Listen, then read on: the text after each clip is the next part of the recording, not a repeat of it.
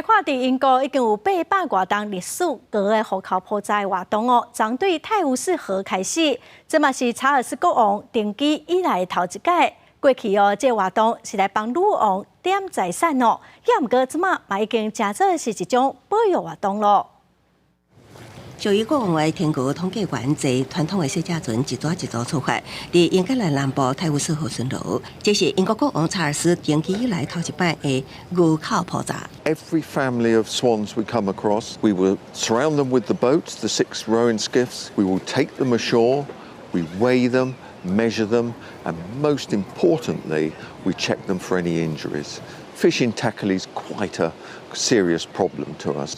天狗破闸是12世纪都已经开始，迄当时天狗是非常重要的事物，即马已经是受保护的物种。当年7月第3礼拜，会有真侪小学生来到河边听天狗的故事，甲参加相关保育的学习。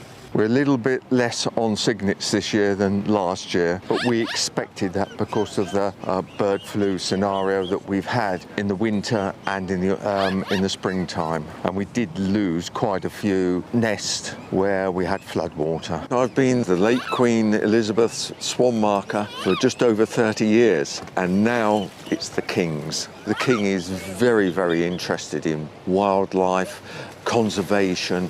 英国女王伊丽莎白二世去年过身了后，查尔斯国王继位，连带泰晤士河特定区域的天狗也以传统全部拢是伊的。进前因为疫情普查活动取消，即马重新清点国王的天狗，希望往效保育起的带头作用传承落去。广西新闻林斌玉。